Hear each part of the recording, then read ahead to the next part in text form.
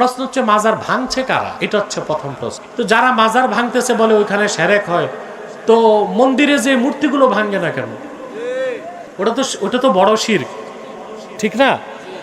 তো যদি এই মন্দিরে যে মূর্তিগুলো না ভাঙেন, মনে করেন আইন হাতে নেওয়া যাবে না, আল্লাহ আল্লাহ বুজুর্গদের মাজারে যে ভাঙচুর করা, এক্ষেত্রে আইন হাতে নেন কেন? প্রশ্ন আসে না? দেখুন, দুইটা পক্ষই জুলুম করে। একটা হচ্ছে আল্লাহর ওলিদের মাজারে যদি গান বাদ্য হয়, গাজার আসর বসে, শিরকি কাজ হয়, ওইটা হচ্ছে ওয়াজিবুদ দাফা, সেটাকে বিরত রাখতেই হবে। সেটার দায়িত্ব হচ্ছে মাজার কমিটির, যে আল্লাহর ওলিদের মাজারের জন্য শিরকি কাজ না হয়, গুণ ধরানো না হয়, ওখানে যেন মান্নত না হয়, সেজদা কেউ না করে, এটা দায়িত্ব কার? মাজার কমিটি। বুঝতে পারছেন? আবার অনেকে যে গাজার আসর বসায় ওরসের নামে, এটাও তো আল্লাহর ওলিদের সাথে বেয়াদবি হচ্ছে। তাহলে আমি বলবো যে নিজ থেকে আইন হাতে তুলে কেউ যদি আল্লাহর ওলিদের মাজারে যে বেদাত বন্ধ করতে চায়, তাহলে তো বেদাতীদেরকে পিটাবে, মাজারে হামলা কেন? মাজারে তো হামলা হতে পারে না। আল্লাহর ওলির মাজারে হামলার মানে তো আল্লাহর ওলির সাথে বেয়াদবি। এইভাবে তো আইন হাতে তুলে নেওয়া যায় না, আর এটা চরম পর্যায়ের বেয়াদবি। বরং কাউন্সিলিং এর মাধ্যমে, দাওয়াতের মাধ্যমে বুঝাতে হবে যে ভাই, আপনারা যে গাজার আসর বসাইছেন, গান বাদ্য করতেছেন, এটা নাজায়েজ কাজ, এটা হারাম কাজ, এটা আল্লাহর ওলি শানের খেলাফ কাজ, অতএব এই কাজগুলো আপনারা করবেন না। তো যারা আল্লাহর ওলিদের মাজারগুলোতে আঘাত করতেছে, আমার মনে হয় তারা চরমপন্থী সালাফিস্ট। হ্যাঁ, পরি দেয়, ঠিক কইছো, মন্দির পরি দেয় আর মাজার ভাঙবে। সাহাবীর নাম আউফ ইবনে মালিক আল-আশজাঈ রাদিয়াল্লাহু তাআলা আনহু। এই সাহাবীর একজন সন্তান ছিল, কাফেররা তাকে অপহরণ করে মরুভূমিতে আটকিয়ে ফেলছে।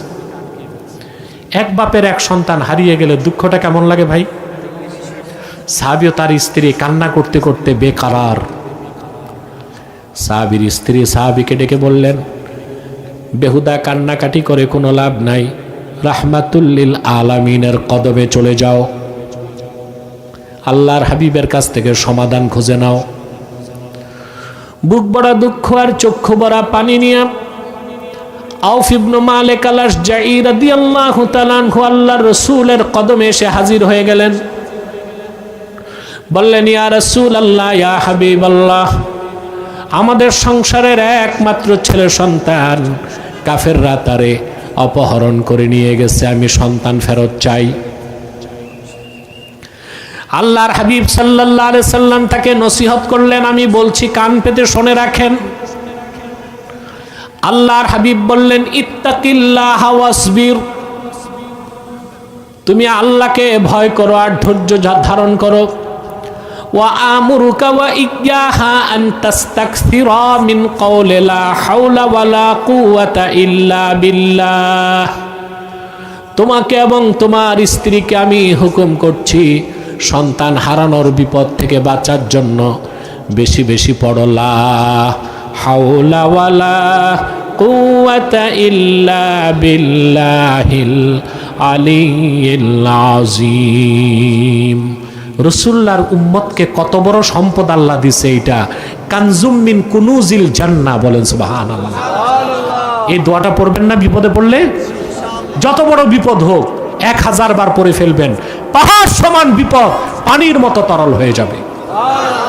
শুদ্ধভাবে পড়বেন, আমার সাথে পড়েন, লা হাওলা ওয়ালা কুওয়াতা ইল্লা বিল্লাহিল আলিয়্যিল আযীম।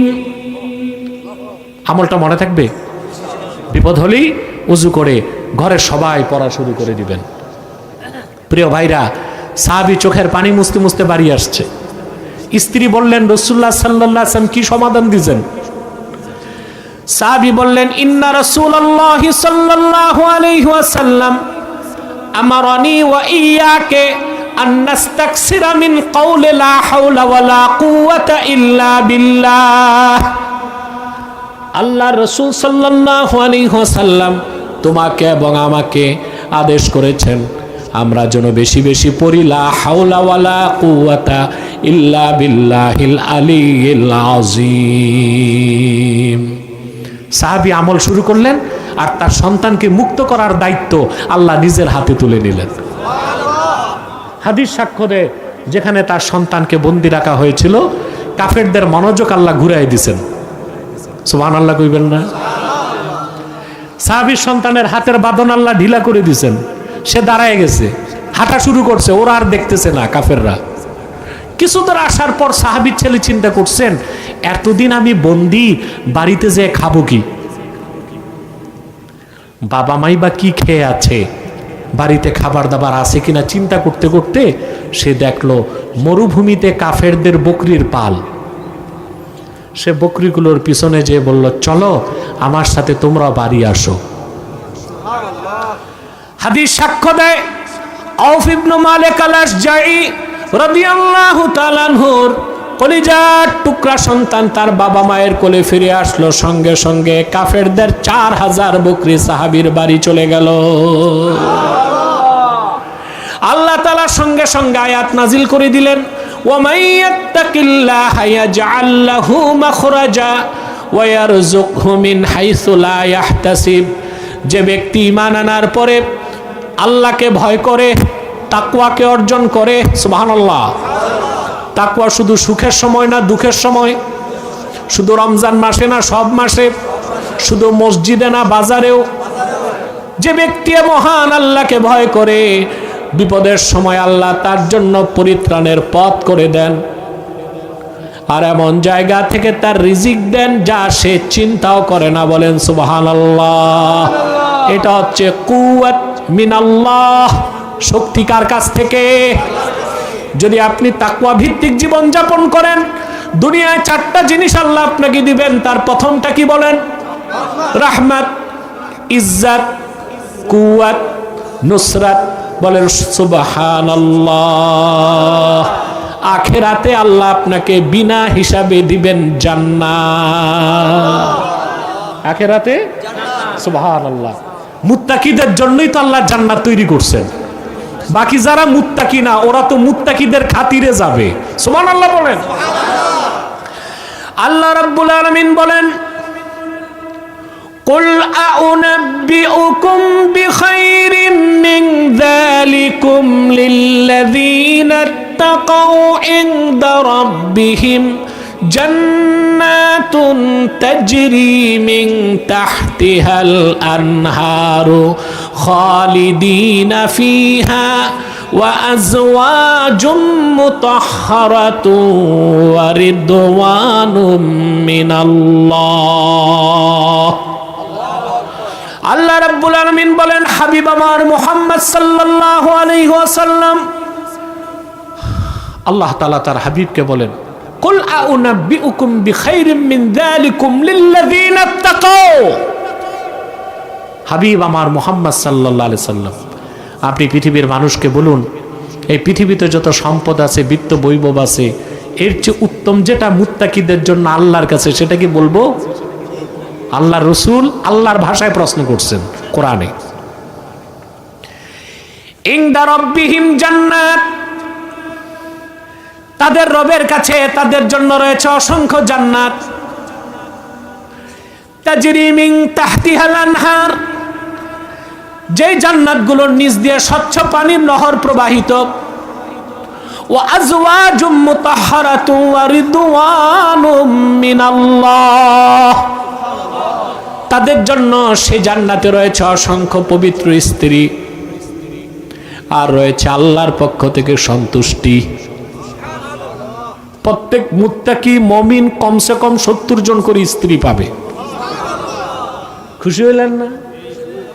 দুনিয়াতে কয়জন? পারলে পারলে পারলে না পারলে। আমাদের দেশে কিছু মৌলবী সাহেব ফতুয়া দেয় 4 বিয়ে করা সুন্নাত। এটা কিতাবে নাই। 4 বিয়ে করা সুন্নাত না, জায়েজ। জায়েজ এক বিষয়, সুন্নাত বহুত উঁচু বিষয়। সুবহানাল্লাহ। আপনি 4টা করবেন, একটাই তো পালতে পারেন না। হ্যাঁ, আল্লাহ শর্ত দিয়েছেন, ফানকিহু মা তাবা লাকুম মিনান নিসাই মাসনা ওয়া সুলাসা ওয়া রুবা। তোমরা তোমাদের পছন্দের স্ত্রীদেরকে বিয়ে করো, 2টা, 3টা, 4টা। ওয়া ইন খিফতুম আল্লাহ তাদিলু ফাওয়াহিদা, আর যদি একাধিক স্ত্রীর মধ্যে ইনসাফ করার ক্ষেত্রে ভয় থাকে তাহলে একটা। তাহলে কয়টা? বাঙালির তো ইকোনমিক্যাল ফিটনেস নাই, বডি ফিটনেসও নাই, একটাতেই তো কাইত, তো চারটা করে কেমন করে? কথা বলে বিয়ে করতে পারুক আর না পারুক, বুড়া মানুষ সবচেয়ে খুশি হয় বিয়ের কথা শুনলেই, ঠিক কিনা? তো দুনিয়াতে সর্বোচ্চ কয়টা? চারটা। আর বেহেশতে এক একজন মুমিনকে সর্বনিম্ন স্ত্রী দেওয়া হবে 70 জন। আজওয়াজুম মুতাহহারা, চির পবিত্রা স্ত্রী। হাদিস সাক্ষ্য দেয় কোন মুমিন জান্নাতে তার স্ত্রীর দিকে তাকাবে, রূপ উপভোগ করার পরে যদি দৃষ্টি ফিরে আবার তাকায়, রূপ বেড়ে যাবে। যতবার দৃষ্টি ফিরে যতবার তাকাবে রূপ বাড়তে থাকবে।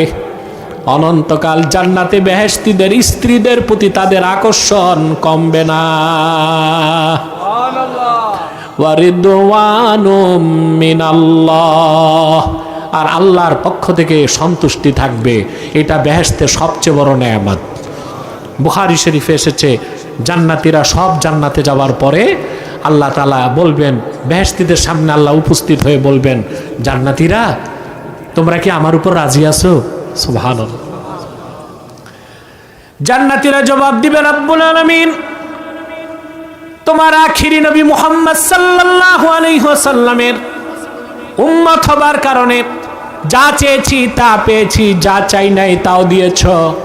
সৃষ্টি জগতে আমাদের চেয়ে বেশি মর্যাদা কাউরে দাও নাই। আল্লাহ আমরা রাজি আছি। আল্লাহ ডেকে বলবেন, এখন সবচেয়ে বড় নেয়ামতের ঘোষণা দিচ্ছি, আমি আল্লাহ তোমাদের উপর রাজি হয়ে গেলাম, আর কোনো দিন নারাজ হব না। এটা হচ্ছে রিদওয়ানুম মিনাল্লাহ। এই সব নেয়ামত হচ্ছে কাদের জন্য? লিল্লাযিনা তাকাও, যারা আল্লাহকে ভয় করে। সুবহানাল্লাহ বলেন। এটা তাকওয়া। এটা কি? তাহলে আমরা কি শিখলাম? তাকওয়া অর্জন করলে দুনিয়াতে চারটা জিনিস পাওয়া যাবে: রাহমাত, ইজ্জত, কুওয়াত, নুসরাত, আখিরাতে জান্নাত। ওয়া উজলিফাতিল জান্নাতু লিল মুত্তাকিনা গায়রা বাঈদ, আখিরাতে মুত্তাকিদের জন্য বেহেশতকে নিকটবর্তী করা হবে। বেহেশতের মাঝখানে আর মুত্তাকিদের মাঝখানে কোনো দূরত্ব থাকবে না। বলেন সুবহানাল্লাহ। মুসাপুর পশ্চিম পাড়া জামে মসজিদ যুব সংগঠন ও এলাকাবাসীর উদ্যোগে আয়োজিত আজকের এই তাফসীরুল কোরআন মাহফিলের সম্মানিত সভাপতি জনাব আতাউল্লাহ মুন্সি, উপস্থিত আজকের সম্মানিত অতিথি বন্দর উপজেলা পরিষদের সাবেক চেয়ারম্যান জনাব মাকসুদ হোসেন সাহাব, হাদাহুল্লাহ হেদায়েত আল ইসলাম, হাজারাত উলামায়ে কেরাম, তুলাবায়ে এজাম, প্রচণ্ড শীতকে উপেক্ষা করে আজকের মহতি মাহফিলে যারা উপস্থিত হয়েছেন, স্বেচ্ছায় সানন্দে স্বতঃস্ফূর্তভাবে মনের আনন্দে শুধুমাত্র আল্লাহ তার রসুল মুহাম্মদ সাল্লাল্লাহু আলাইহি সাল্লামের রেজামন্দি হাসিল করতে, আল্লাহর কোরআন থেকে জ্ঞান অর্জন করতে, তাদের সকলকে আমার পক্ষ থেকে হৃদয় নিংড়ানো ভালোবাসা, শুভেচ্ছা এবং অভিনন্দন জ্ঞাপন করছি। সবটুকুন শুকরিয়া আল্লাহ তাআলার জন্যে, যিনি আজকের বরকতপূর্ণ মাহফিলে আমাদেরকে আসার বসার তৌফিক মেহেরবানি করে ভিক্ষা দান করেছেন। সেজন্য আসুন আমরা সকলে একবার অবনত চিত্তে হৃদয়ের আবেগ অনুভূতি উজাড় করে সমবেত কণ্ঠে বলি আলহামদুলিল্লাহ।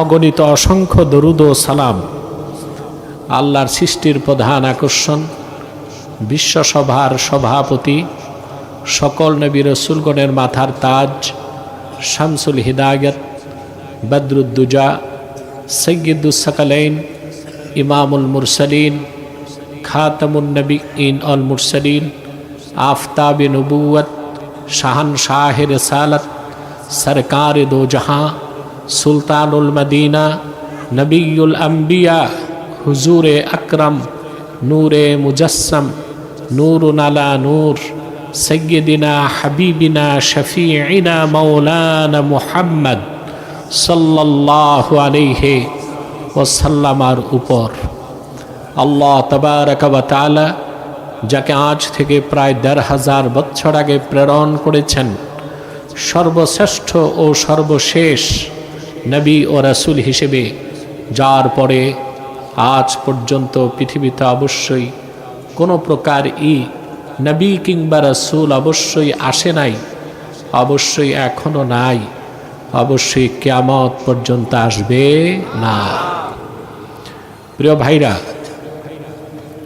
বক্তব্য শুনতেছেন সন্ধ্যা থেকে, ঠিক না? শীতের প্রকোপ খুব বেশি, আজকে একটু কম, আল্লাহ মেহেরবানি করেছে। আলহামদুলিল্লাহ। মাইকম্যান, স্পিকার চলে? স্পিকারে আওয়াজ বাড়াও, পিছনে হরেনটায় আওয়াজ দেওয়ার একটু, হরেন তো 2টা লাগে পিছনে, একটা দিয়ে রাখছে, 2টা। আওয়াজটা আর একটু সেটিং করো যেন স্পষ্ট হয়। এই তো হচ্ছে, আস্তে আস্তে হচ্ছে। প্রিয় ভাইরা, আমি আপনাদের সামনে সূরা কোরআন কারীম সূরা কফ থেকে 31 নম্বর আয়াত তেলাওয়াত করেছি। এই আয়াতটিকে কেন্দ্র করেই কিছু কথা বলবো ইনশাল্লাহ। বলুন তো কোন সূরা? সূরা কফ, আয়াত নাম্বার 31। খুব সংক্ষেপে কথাগুলো বলবো ইনশাল্লাহ। ভূমিকাতে একটি কথা বলবো। যারা এখানে এসেছেন, পার্থিব, জাগতিক, আর্থিক, রাজনৈতিক কোনো স্বার্থ আছে? আমরা এসেছি আল্লাহর কোরআন থেকে এলেম অর্জন করতে, ঠিক না ভাই? এই মাহফিলে আসার সাথে সাথে আপনার সম্মান বেড়ে গেছে, সগীরা গুনাহগুলো মাফ হয়ে গেছে। একটু পর আমরা বিদায় নেব মুনাজাতের মাধ্যমে, ঠিক না? মুনাজাত হবে এককভাবে না সম্মিলিতভাবে? এককভাবে মুনাজাত কবুল হতেও পারে, নাও হতে পারে, কিন্তু উম্মতে মুহাম্মাদি যখন একসাথে হাত তুলে, আল্লাহ ফেরত দেন না। মুআজ্জাম তাবারানির হাদিস, রাসূলুল্লাহ সাল্লাল্লাহু আলাইহি ওয়াসাল্লাম ইরশাদ করেছেন, মা রাফা কওমুন আকুফাহুম ইলাল্লাহি তাআলা ইয়াসআলুনাহু শাইআন ইল্লা কানা হাক্কান আলাল্লাহি আন ইয়াদা ফি আইদিহিম আল্লাযী সাআলুহু। সুবহানাল্লাহ। আল্লাহর হাবিব ইরশাদ করেছেন, আমার উম্মতের কোন একটি দল যখন দলবদ্ধভাবে আল্লাহর কাছে হাত পেতে দেয়, কিছু যদি চায়, আল্লাহর উপর হক হয়ে যায়, তারা যা চায় তাদের হাতে আল্লাহ তা দিয়ে দেয়। খুশি আছেন? বেশি না কম? বেজার কে? জোরে বলতে হবে। শয়তানের একটা প্রজেক্ট চালু আছে এখন, মুনাজাতের আগে উঠানো যায় কিনা। যেহেতু আমি আসছি দেরিতে, আবার কালেকশনের কারণে আরো দেরি হয়ে গেছে, সব মিলিয়ে গভীর রাত, শয়তান ওয়াসওয়াসা দিবে। আমরা শয়তানকে পরাজিত করব? পারবো? আমরা নিয়ত করতে পারি? কিছুক্ষণ পরে নেক নিয়ত করে শয়তানের নাপাক গালে চপেটাঘাত করব। আমরা নিয়ত করছি কিছুক্ষণ পরই আজকের মাহফিলে মুনাজাত করে, গুনাহ মাফ করে, নিষ্পাপ বেহেশতি আল্লাহওয়ালা হয়ে বাড়ি যেতে চাই। কারা কারা হাত তুলে আল্লাহকে দেখা? হাত লম্বা করেন। আল্লাহ কবুল করুক, মঞ্জুর করুক, বলুন আল্লাহুম্মা আমিন। যে ভাইরা দাঁড়িয়ে আছেন, ফাঁকে ফাঁকে বসা যায় কিনা চেষ্টা করুন। তারপর আমি বাধ্য করছি না, রিল্যাক্সে বসেন। বেশি চাপাচাপিও ভালো না, বেশি ফাঁক রাখাও ভালো না। একজনের অক্সিজেন আরেকজনের নাকে না যাক, কি বলেন? প্রিয় ভাইরা, আসুন আলোচনায় প্রবেশ করছি। আল্লাহ পাক বলেন, ওয়া উজলিফাতিল জান্নাতু লিল মুত্তাকিনা গায়রা বাঈদ, আই কুররিবাতিল জান্নাতু লিল মুত্তাকিনা গায়রা বাঈদ। কাল হাসর ময়দানে মুত্তাকিদের জন্য আল্লাহর জান্নাতকে নিকটবর্তী করা হবে এবং জান্নাত ও মুত্তাকিদের মাঝখানে কোনো দূরত্ব থাকবে না। বলেন সুবহানাল্লাহ। আমরা প্রত্যেকে জান্নাত চাই। রাসূলুল্লাহ সাল্লাল্লাহু আলাইহি ওয়াসাল্লামের প্রত্যেক উম্মত বেহেশতে যাবে। খুশি হইলেন না? রাসূলুল্লাহ সাল্লাল্লাহু আলাইহি ওয়াসাল্লামের প্রত্যেক উম্মত বেহেশতে যাবে যদি তার আমলনামায় শিরক কুফর না থাকে। সে যদি মুসলিম হিসেবে, মুমিন হিসেবে মৃত্যুবরণ করে, সে আল্লাহর জান্নাতে যাবে। হতে পারে আযাবের আগে, হতে পারে আযাবের পরে। রাসূলুল্লাহর উম্মতের প্রত্যেক গুনাহগার, যত বড় গুনাহগার হোক, যদি তার ঈমান থাকে তাহলে সে বেহেশত পাবে। সুবহানাল্লাহ বলবেন না? এতে আমরা খুশি। আল্লাহ রাব্বুল আলামিন তার হাবিবকে বলেছেন, ওয়ালা সাউফা ইউতিকা রাব্বুকা ফাতারদা। মুহাম্মদ সাল্লাল্লাহু আলাইহি ওয়াসাল্লাম, আপনার রব আল্লাহ আপনাকে আখিরাতে আরো এত বেশি নেয়ামত দিবেন, আপনি রাজি হয়ে যাবেন।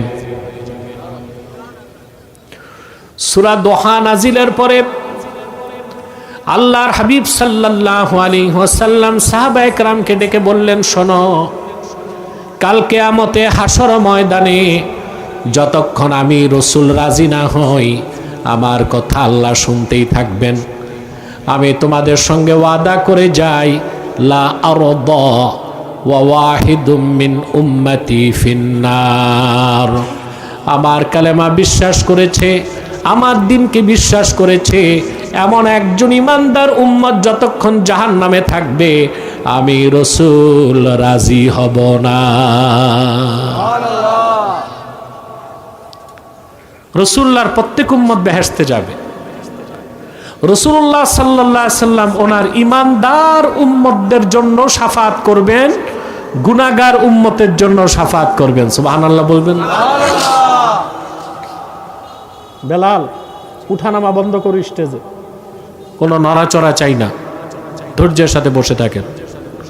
আমি খুব কম সময়ই বিদায় দিয়ে দেব ইনশাআল্লাহ, কষ্ট হবে না তো? রাসূলুল্লাহ সাল্লাল্লাহু আলাইহি সাল্লাম ইমানদারদের জন্য শাফাত করবেন, গুনাহগারদের জন্য শাফাত করবেন। সুবহানাল্লাহ বলবেন। আল্লাহর হাবিব সাল্লাল্লাহু আলাইহি সাল্লাম বলেছেন, লা আরদা ওয়া ওয়াহিদুম মিন উম্মতি ফিন্নার। আমার একজন উম্মত যতক্ষণ জাহান্নামে থাকবে আমি রাজি হব না। আর আল্লাহ ওয়াদা করেছেন আমাকে রাজি করবেন। কি বুঝলেন আপনি? রাসূলুল্লাহ বলেছেন, আমার একজন উম্মত যতক্ষণ জাহান্নামে থাকবে আমি রাজি হব না। আর আল্লাহ ওয়াদা করেছেন আল্লাহ তার রাসূলকে রাজি করবেন। তাহলে বোঝা যায় রাসূলুল্লাহর একজন ইমানদার উম্মত জাহান্নামে থাকবে না, সব বেহেশতে যাবে। যাদের ঈমান ঠিক, আমল ঠিক, তারা ফার্স্ট চান্সে জান্নাত পাবে। যাদের ঈমান ঠিক, আমল খারাপ, আমল নামায় গুনাহ থাকবে, তারাও জান্নাতে যাবে, কিন্তু ফার্স্ট চান্সে নয়, সেকেন্ড চান্সে। ঠিক না? কোন চান্সে? আর আমি আপনাদের কাছে জানতে চাই, ফার্স্ট চান্সে জান্নাত চান না সেকেন্ড চান্সে? কেন? আপনাদের মধ্যে ভ্রমণ বিলাসী কেউ থাকতে পারেন যে জান্নাত তো পাবই, তো জাহান্নামটা একটু দেখে নিলাম কি আছে, এরকম শখ আছে? আল্লাহ রাব্বুল আলামিন তার হাবিব মুহাম্মদ সাল্লাল্লাহু আলাইহি ওয়াসাল্লামের উম্মতের মধ্যে যারা কামেল মুসলিম মুত্তাকি, তাদেরকে ফার্স্ট চান্সে বিনা আযাবে জান্নাতে প্রবেশ করাবে।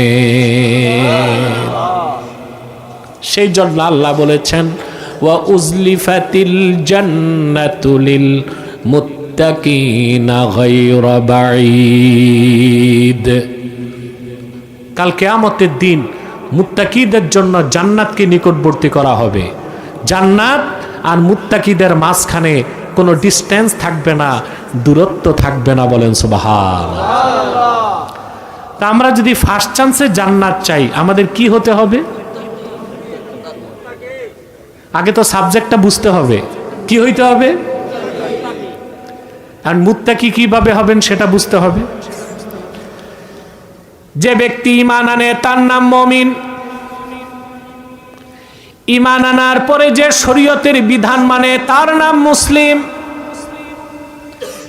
আর যে ব্যক্তি মুসলিম হবার পরে আল্লাহর ভয় তাকওয়া অন্তরে হৃদয়ে লালন করে চরিত্রবান পরিপূর্ণ সৎকর্মশীল বান্দা হয়ে যায়, তারই নাম মুত্তাকি। মুমিন হতে ঈমান লাগে। মুমিন হতে কি লাগবে? মুসলিম হতে ইসলাম। মুসলিম হতে ঈমান হচ্ছে বিশ্বাস। পুরা কোরআনকে বিশ্বাস করলেন, এটা ঈমান। রাসূলুল্লাহ সব হাদিসকে বিশ্বাস করবেন, এটা ঈমান। এরপরে আনুগত্য প্রদর্শন, এটা ইসলাম। এটা কি? আর আপনি আনুগত্য প্রদর্শন করলেন আল্লাহর ভয়তে যদি হয়, সেটা তাকওয়া। সেটা কি? সেটা কি? এই তাকওয়ার মাধ্যমেই আপনি মুত্তাকি হতে পারেন, একজন সুপার ক্লাসের মুসলিম হতে পারেন। পৃথিবীতে পাবেন মর্যাদা, কল্যাণ, সম্মান, ইজ্জত, দৌলত, নুসরাত, রাহমাত। আখেরাতে পাবেন জান্নাত। তো কি লাগবে? তাকওয়া। কি লাগবে? তাকওয়া। আমার ভাইয়েরা, ঈমান আনার পরে আপনি মুমিন যখন তাকওয়া অর্জন করবে, আল্লাহর মুত্তাকি বান্দা হয়ে যাবে, দুনিয়াতে আল্লাহ রাব্বুল আলামিন তাকে 4টি জিনিস দিবেন। কটা জিনিস? নগদ। প্রথম হচ্ছে রাহমাত, বলেন। 2 নম্বরে ইজ্জত, 3 নম্বরে কুওয়াত, 4 নম্বরে নুসরাত। সুবহানাল্লাহ। আল্লাহ কি দুনিয়ায় প্রথম কি? রাহমাত। 2 নম্বরে ইজ্জত, 3 নম্বরে কুওয়াত, 4 নম্বরে নুসরাত। সুবহানাল্লাহ। এই 4টা আপনি নগদ পাবেন, এটা আল্লাহর ওয়াদা। আল্লাহ রাব্বুল আলামিন বলেন, ইন্না রাহমাতাল্লাহি করিবুম মিনাল মুহসিনিন। নিশ্চয় আল্লাহর মুহসিন তথা মুত্তাকি বান্দাদের সঙ্গেই রয়েছে আল্লাহর রহমত। বলেন সুবহানাল্লাহ। মুহসিনদের জন্য আল্লাহর রহমত ওয়াজিব হয়ে যায়। বলেন সুবহানাল্লাহ। কাদের জন্য? এই মুত্তাকিদেরই আরেক নাম মুহসিন। বলেন সুবহানাল্লাহ। মুত্তাকিদের আরেক নাম কি? মুহসিন। তাহলে আল্লাহকে ভয় করলে, তাকওয়া অর্জন করলে প্রথম পাবো কি? রহমত। 2 নম্বরে হচ্ছে ইজ্জত। 2 নম্বরে কি? সম্মান। সম্মান চান না? আরে ভাই, পৃথিবীর প্রত্যেকটা মানুষ, পাগল ছাড়া প্রত্যেকটা মানুষ 2টা জিনিস চায়, সম্মান চায় আর সম্পদ চায়। সম্পদ চায়, সম্মান চায়। যারা রাজনীতি করে ওরা তো সম্মানটাই চায়, আর রাজনীতিতে যারা দুর্বৃত্ত, করপ্টেড, ওরা সম্মানও চায়, পয়সাও চায়। ঠিক না? আর যারা জনসেবা করতে চায় তারা সম্মান চায়। কিন্তু প্রকৃত সম্মান কি রাজনীতিতে না তাকওয়ার পথে? 16 বছর যারা রাজনীতি করে গেছে তাদের সম্মানটা এখন কোথায় যেয়ে ঠেকছে? ওদের গাড়িতে ফ্ল্যাগ ছিল, আগে পিছে পুলিশ দৌড়াতো। ঠিক না? নেতা, চেলা, চামুন্ডা, পাতি নেতা, ছাতি নেতা আগে পিছে দৌড়াতো। যেই পুলিশ তাদেরকে দেখলে 70 বার স্যালুট দিত, ওই পুলিশ তাদের হ্যান্ড করা দিয়া, হাত করা দিয়া প্রিজন ভ্যানে উঠায়। আহারে, প্রিজন ভ্যানে! আরব রাষ্ট্রে ভেড়া বকরি নেয় মার্সিডিজ গাড়িতে। আর আমাদের দেশে মন্ত্রী এমপি গুলোকে প্রিজন বেড়ে নিয়ে যায় হাত কড়া দিয়া, তো সম্মান গেল কই? তাহলে বোঝা যায় রাজনীতির সম্মানটা সাস্টেইনেবল না, ট্যাক্সই না। তাকওয়ার মাধ্যমে যে সম্মান, ওইটা স্থায়ী সম্মান। সুবহানাল্লাহ বলবেন না? তা আল্লাহকে ভয় করলে, তাকওয়া অর্জন করলে প্রথম কি? আরে আমি কি কবরস্থানে? কথা বলো, প্রথম কি? 2 নম্বরে আল্লাহ রাব্বুল আলামিন বলেন, ইয়া আইয়ুহান নাসু ইন্না খালাকনাকুম মিন যাকারিন ওয়া উনসা وجعلناكم شعوبا وقبائل لتعارفوا إن أكرمكم عند الله أتقاكم। আল্লাহ রাব্বুল আলামিন বলেন, ওহে মানব জাতি, আমি তোমাদের সৃষ্টি করেছি একজন পুরুষ থেকে আর একজন নারী থেকে, অতঃপর তোমাদেরকে বিভিন্ন গোত্র এবং বংশে বিন্যস্ত করেছি। নিশ্চয়ই তোমাদের মধ্যে আল্লাহর কাছে তার মর্যাদা বেশি, যার অন্তরে আল্লাহর তাকওয়া বেশি। হযরত বেলাল রাদিয়াল্লাহু তাআলা আনহু রাসূলুল্লাহ সাল্লাল্লাহু আলাইহি ওয়াসাল্লামের আশিক সাহাবী। ১৫০০ বছর আগে ওনার বাজার দর ছিল মাত্র ৬ দিরহাম। কত? তার মুনিব ছিল কট্টর কাফের, আবু জেহেলের পরে সেকেন্ড ইন কমান্ড কুরাইশদের, উমাইয়া ইবনু খালাফ। কি নাম? সে ছিল তার মুনিব। ৬ দিরহামে কিনছিল। ঈমান আনার পর তাকওয়ার কারণে হযরত বেলালের মর্যাদা কোথায় পৌঁছল? সহিহ বুখারীর হাদিস, আল্লাহর হাবিব সাল্লাল্লাহু আলাইহি ওয়াসাল্লাম হযরত বেলালকে একদিন ডেকে বললেন, রে বেলাল, মানুষের চোখের অগোচরে তুমি এমন কি আমল করো, তোমার মর্যাদা এত বেড়ে গিয়েছে? তিনি বললেন, ইয়া রাসূলুল্লাহ, ইয়া হাবিবাল্লাহ। কেমন করে? আল্লাহর হাবিব বললেন, আমি মেরাজের রাতে যখন জান্নাত ভ্রমণ করছিলাম, আমি তোমার পদধ্বনি শুনতে পেয়েছি।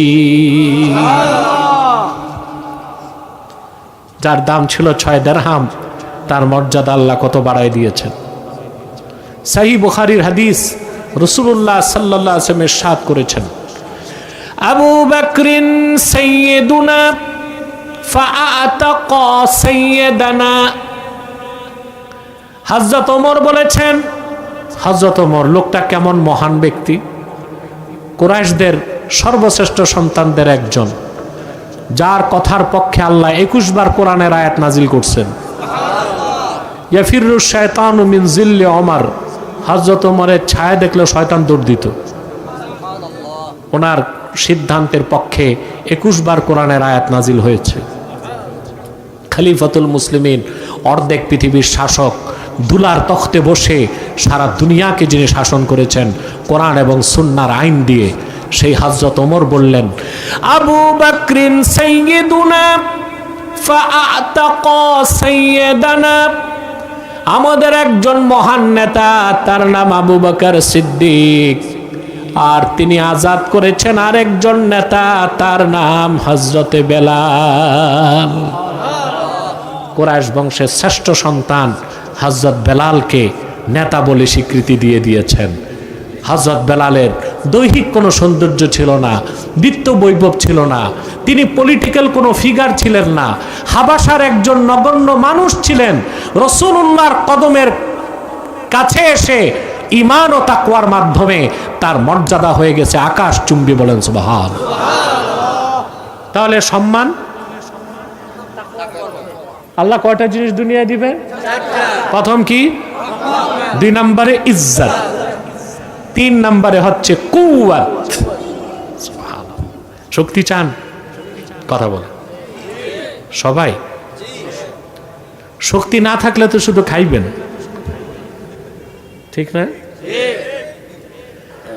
সেই শক্তিটা হচ্ছে তাকওয়ার শক্তি। সুবহানাল্লাহ। মানুষের শক্তি মাথায়, পশুর শক্তি দেহে, আর খাঁটি মুমিনের শক্তি সিনায়। কোথায়? মানুষের শক্তি কই? মাথায়। পশুর শক্তি দেহে। এর জন্য হাতির পিঠে মানুষ বসে না মানুষের মাথায় হাতি? এত বড় দেহ, এত শক্তি।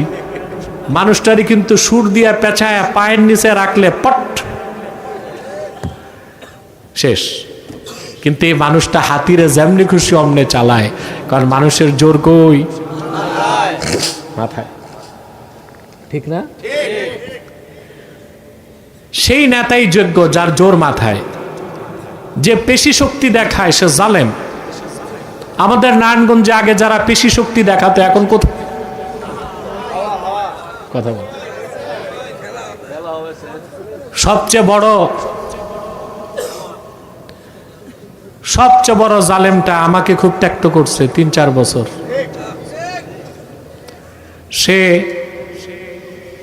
অহংকার করে বলেছিল আব্বাসী মঞ্জিলে বুলডোজার লাগাবে।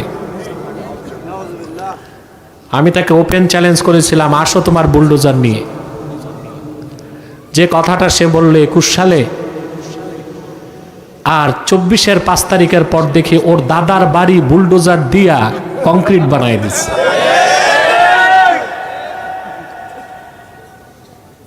কারণ ওর শক্তি মাথায় না দেহে। কোথায়? ওর শক্তি দেহে। মাথায় শক্তি থাকলে আব্বাসী মঞ্জিলে বুলডোজার চালানোর কথা সে বলতো না। বলতো? বলল কয় সালে? ২১ সালে। ২৪ সালে ৫ তারিখের পর ওর দাদার বাড়ি বুলডোজার দিয়া কংক্রিট বানায় দিছে। তো বলছিলাম মানুষের শক্তি মাথায়, পশুর শক্তি, মুমিনের শক্তি। সুবহানাল্লাহ। আমি একটা দৃষ্টান্ত দিচ্ছি। মুসা আলাইহিস সালামকে আল্লাহ বললেন ইযহাব ইলা ফিরআউনা ইন্নাহু তাগা, তুমি ফেরাউনের কাছে যাও, সে সীমা লঙ্ঘন করছে। মুসা আলাইহিস সালাম চিন্তা করলেন ফেরাউন হচ্ছে প্রবল শক্তিধর একজন শাসক। ফেরাউনের যে টেরিটরি ভূখণ্ড ছিল ৯.৫ লক্ষ বর্গ কিলোমিটার। তার ঘোড়সওয়ার বাহিনী ছিল ৮০,০০০। ফেরাউনের বুদ্ধি দেওয়ার মানুষ ছিল, উপদেষ্টা পরিষদ ছিল ফেরাউনের। এখন আছে না উপদেষ্টা পরিষদ? ফেরাউনেরও ছিল। ফেরাউনের পলিটিক্যাল অ্যাডভাইজার, রাজনৈতিক উপদেষ্টা ছিল হামান। তার ফাইন্যান্সিয়াল অ্যাডভাইজার, অর্থ উপদেষ্টা ছিল কারুন। ওর টাকা পয়সা বুদ্ধি সব ছিল। মুসা আলাইহিস সালাম চিন্তা করলেন ওর মতো একটা প্রতাপশালী স্বৈরাচারের বিরুদ্ধে আমি কি নিয়ে যাব। মুসা আলাইহিস সালাম তাকে মোকাবেলা করার জন্যে মাথায় শক্তি চান নাই, পেশির শক্তি চান নাই, তিনি আল্লাহর কাছে সিনায় শক্তি চাইলেন। তিনি আল্লাহকে ডেকে বললেন ক্বালা রাব্বিশরাহ লি সাদরি ওয়া ইয়াসসির লি আমরি ওয়াহলুল উকদাতাম মিন লিসানি ইয়াফকাহু কওলি। হে আমার রব, তুমি আমার সিনাটারে প্রশস্ত করে দাও, খুলে দাও। বলেন সুবহানাল্লাহ। সিনা প্রশস্ত হওয়ার মানে এই না ফিতা দিয়া ইঞ্চি মাপবেন। কথা বলেন এটা? ঈমান আনার পর যার ইয়াকিন যত বাড়ে তার সিনা তত প্রশস্ত হয়। ইয়াকিন কি? তা আল্লাহ মুসা নবীর ইয়াকিন কেমনে বাড়ায় দিবেন? সুবহানাল্লাহ কইবেন না?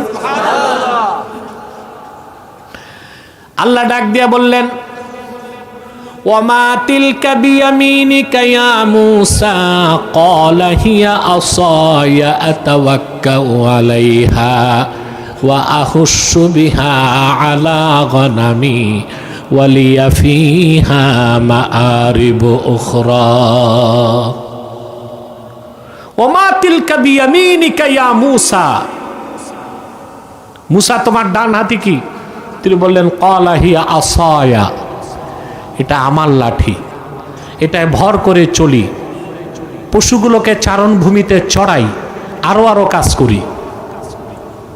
এতটুক বললে পারতেন আমার হাতে আমার লাঠি। কথা লম্বা করছেন কেন? আল্লাহর সাথে কথা বলতেছিলেন, বাহানা করে কথাটাকে লম্বা করছেন। সুবহানাল্লাহ বলবেন না?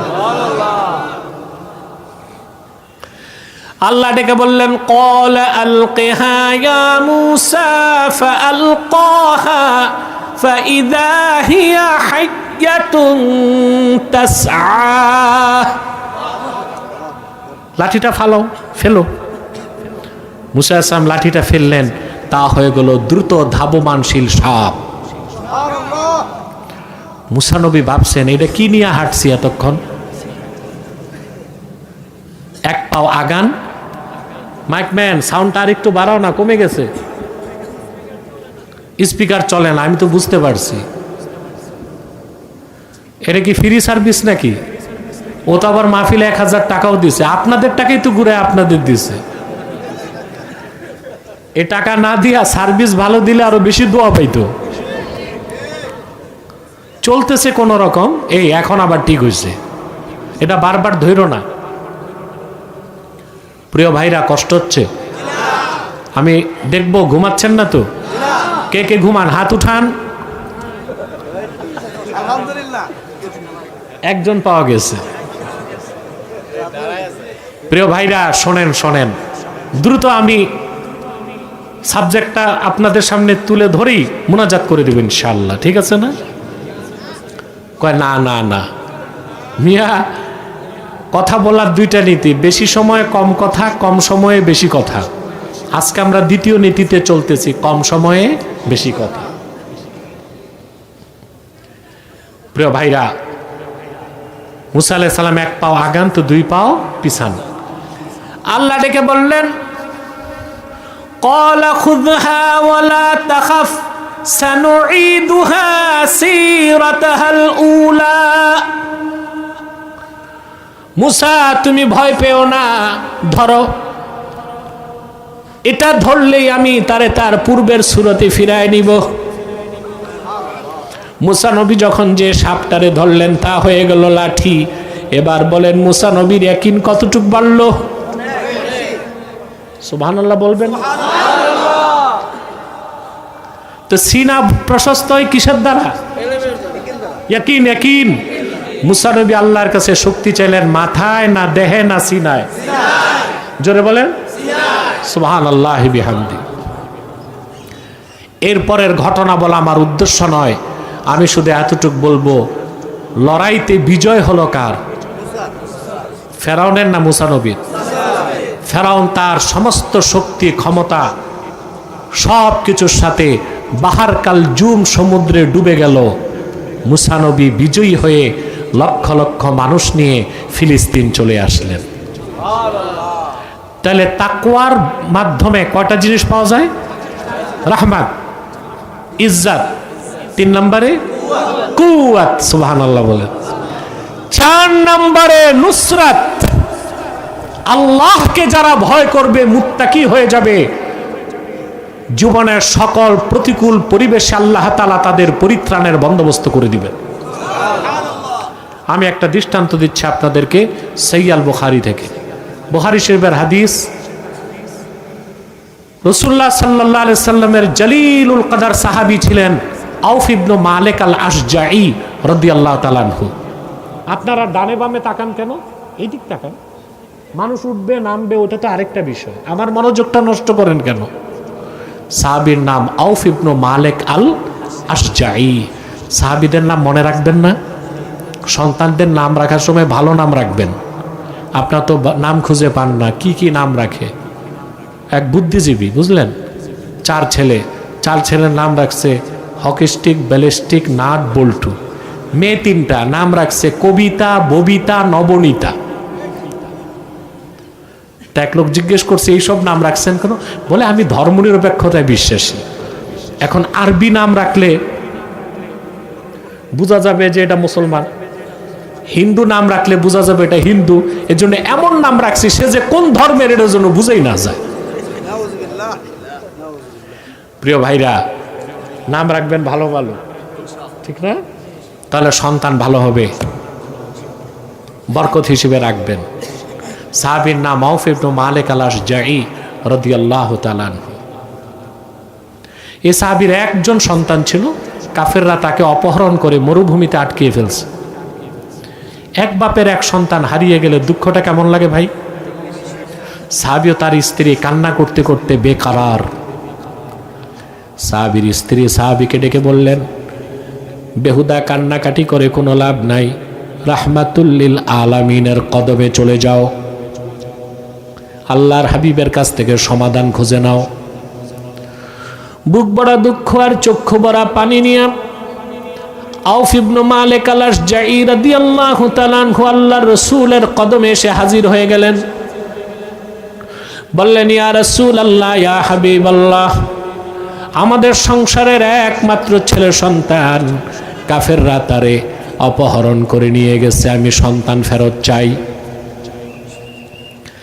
আল্লাহর হাবিব সাল্লাল্লাহু আলাইহি সাল্লাম তাকে নসিহত করলেন, আমি বলছি কান পেতে শুনে রাখেন। আল্লাহর হাবিব বললেন, ইত্তাকিল্লাহ ওয়াসবির, তুমি আল্লাহকে ভয় করো আর ধৈর্য ধারণ করো। ওয়া আমুরুকা ওয়া ইয়্যাহা আন তাস্তাকসিরা মিন কওলি লা হাওলা ওয়ালা কুওয়াতা ইল্লা বিল্লাহ, তোমাকে এবং তোমার স্ত্রীকে আমি হুকুম করছি সন্তান হারানোর বিপদ থেকে বাঁচার জন্য বেশি বেশি পড়ো লা হাওলা ওয়ালা কুওয়াতা ইল্লা বিল্লাহিল আলিয়্যিল আযীম। রাসূলুল্লাহর উম্মতকে কত বড় সম্পদ আল্লাহ দিছে, এটা কানজুম মিন কুনুজিল জান্নাহ, বলেন সুবহানাল্লাহ। এই দোয়াটা পড়বেন না বিপদে পড়লে, যত বড় বিপদ হোক 1000 বার পড়ে ফেলবেন, পাহাড় সমান বিপদ পানির মতো তরল হয়ে যাবে। শুদ্ধভাবে পড়বেন, আমার সাথে পড়েন, লা হাওলা ওয়ালা কুওয়াতা ইল্লা বিল্লাহিল আলিয়্যিল আযীম। আমলটা মনে থাকবে। বিপদ হলেই ওযু করে ঘরে সবাই পড়া শুরু করে দিবেন। প্রিয় ভাইরা, সাহাবী চোখের পানি মুছতে মুছতে বাড়ি আসছে। স্ত্রী বললেন, রাসূলুল্লাহ সাল্লাল্লাহু আলাইহি ওয়াসাল্লাম কি সমাধান দিয়েছেন? সাহাবী বললেন, ইন্না রাসূলুল্লাহ সাল্লাল্লাহু আলাইহি ওয়াসাল্লাম আমারানি ওয়া ইয়্যাকা আন নাস্তাকসিরা মিন কওলি লা হাওলা ওয়ালা কুওয়াতা ইল্লা বিল্লাহ। আল্লাহর রাসূল সাল্লাল্লাহু আলাইহি ওয়াসাল্লাম তোমাকে এবং আমাকে আদেশ করেছেন আমরা যেন বেশি বেশি পড়ি লা হাওলা ওয়ালা কুওয়াতা ইল্লা বিল্লাহিল আলিয়্যিল আযীম। সাহাবী আমল শুরু করলেন আর তার সন্তানকে মুক্ত করার দায়িত্ব আল্লাহ নিজের হাতে তুলে নিলেন। হাদিস সাক্ষ্য দেয়, যেখানে তার সন্তানকে বন্দী রাখা হয়েছিল কাফেরদের মনোযোগ আল্লাহ ঘুরাই দিয়েছেন। সুবহানাল্লাহ কইবেন না? সাহাবীর সন্তানের হাতের বাঁধন আল্লাহ ঢিলা করে দিয়েছেন, সে দাঁড়ায় গেছে, হাঁটা শুরু করছে, ওরা আর দেখতেছে না কাফেররা। কিছুদূর আসার পর সাহাবীর ছেলে চিন্তা করছেন, এতদিন আমি বন্দি, বাড়িতে যে খাবো কি, বাবা মাই বা কি খেয়ে আছে, বাড়িতে খাবার দাবার আছে কিনা চিন্তা করতে করতে সে দেখলো মরুভূমিতে কাফেরদের বকরির পাল। সে বকরিগুলোর পিছনে যেয়ে বলল, চলো আমার সাথে তোমরা বাড়ি আসো। হাদিস সাক্ষ্য দেয়, আউফ ইবনে মালিক আল-আশজাঈ রাদিয়াল্লাহু তাআলা আনহুর কলিজার টুকরা সন্তান তার বাবা মায়ের কোলে ফিরে আসলো, সঙ্গে সঙ্গে কাফেরদের 4000 বকরি সাহাবীর বাড়ি চলে গেল। আল্লাহ তাআলা সঙ্গে সঙ্গে আয়াত নাজিল করে দিলেন, ওয়া মাইয়াত্তাকিল্লাহা ইয়াজআল লাহু মাখরাজা ওয়া ইয়ারযুকহু মিন হাইসু লা ইয়াহতাসিব। যে ব্যক্তি ঈমান আনার পরে আল্লাহকে ভয় করে, তাকওয়াকে অর্জন করে, সুবহানাল্লাহ। তাকওয়া শুধু সুখের সময় না, দুঃখের সময়, শুধু রমজান মাসে না, সব মাসে, শুধু মসজিদে না, বাজারেও। যে ব্যক্তি মহান আল্লাহকে ভয় করে, বিপদের সময় আল্লাহ তার জন্য পরিত্রাণের পথ করে দেন, আর এমন জায়গা থেকে তার রিজিক দেন যা সে চিন্তাও করে না, বলেন সুবহানাল্লাহ। এটা হচ্ছে কুওয়াত মিনাল্লাহ, শক্তি কার কাছ থেকে? যদি আপনি তাকওয়া ভিত্তিক জীবন যাপন করেন, দুনিয়ায় 4টা জিনিস আল্লাহ আপনাকে দিবেন। তার প্রথমটা কি বলেন? রাহমাত, ইজ্জত, কুওয়াত, নুসরাত, বলেন সুবহানাল্লাহ। আখিরাতে আল্লাহ আপনাকে বিনা হিসাবে দিবেন জান্নাত। আখিরাতে সুবহানাল্লাহ। মুত্তাকিদের জন্যই তো আল্লাহ জান্নাত তৈরি করছেন। বাকি যারা মুত্তাকি না ওরা তো মুত্তাকিদের খাতিরে যাবে। সুবহানাল্লাহ বলেন। আল্লাহ রাব্বুল আলামিন বলেন,